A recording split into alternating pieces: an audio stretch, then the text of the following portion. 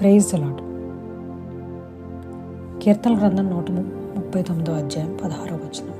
నేను పిండమునై ఉండగా నీ కన్నులు నన్ను చూచును, నింబెప్పబడిన దినముల్లో ఒకటైనను కాకమునిపై నా దినములన్నీ నీ గ్రంథంలో లిఖితములాయను. ఇదాస్ కదర్ అనే అమెరికా దేశం నుండి వాళ్ళ తండ్రి గారు డాక్టర్ మిషనరీగా ఇండియాకి వచ్చారు. ఆమె చిన్నగా ఉన్నప్పుడే ఆమె ఒక రాత్రిలో 3 వ్యక్తులు వచ్చి తలుపు తట్టి వాళ్ళ భార్య పొరుటు నొప్పులతో బాధపడుతుంది, సహాయం చేయమని అడిగారు. స్కడర్ తండ్రి గారు డాక్టర్ అయినప్పటికీ వారి భార్యలను మగ వ్యక్తికి ప్రసవంకి ఉండకూడదు అని సాంప్రదాయంతో ఆ 3 వ్యక్తులు పురుట్లోనే వాళ్ళ భార్యలు మరణించారు.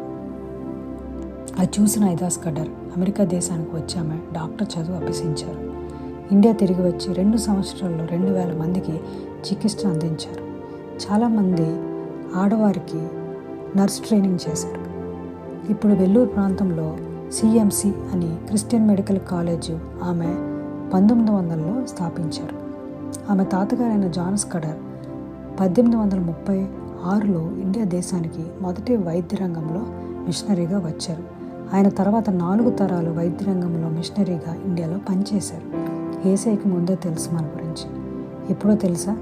మనం చిన్నగా తల్లి గర్భంలో ఒక కణంగా ఉన్నప్పుడే. ఎందుకు తెలుసుకుంటారో తెలుసా? ఆయన కోసం మనం బతకాలి అని. ఆమేన్.